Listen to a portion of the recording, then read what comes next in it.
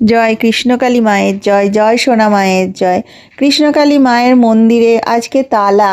কদিন থেকেই মায়ের মন্দিরের গেটে তালা। ভক্তরা আসছেন কিন্তু ফিরে যাচ্ছেন মন ভার করে। তার কারণ তারা মাকে দর্শন করতে পাচ্ছেন না, মাকে তারা দেখতে পাচ্ছেন না, মায়ের কাছে পুজো দিতে পাচ্ছেন না।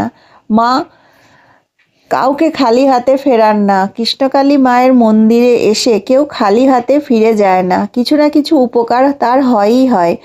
এরকম প্রচুর ঘটনা আছে, আমি নিজেও মায়ের নাম জপ করে অনেক উপকার পেয়েছি।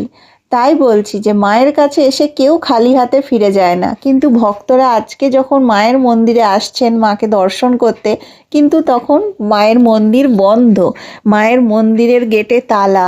ভক্তরা রাস্তা থেকেই ফিরে যাচ্ছেন, তারা মনে অনেক কষ্ট নিয়ে ব্যথা নিয়ে ফিরে যাচ্ছেন যে মাকে দর্শন করতে পারলেন না।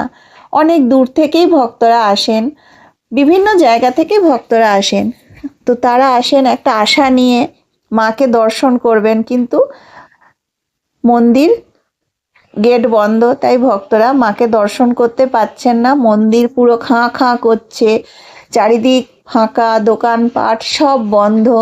কৃষ্ণকালী মায়ের মন্দিরে এখন কোনো ভক্তই আসতে পারছেন না, মায়ের মন্দির বন্ধ, মায়ের মন্দিরে তালা। সেটা দেখে ভক্তরাও খুব কষ্ট পাচ্ছে, আমরাও খুব কষ্ট পাচ্ছি।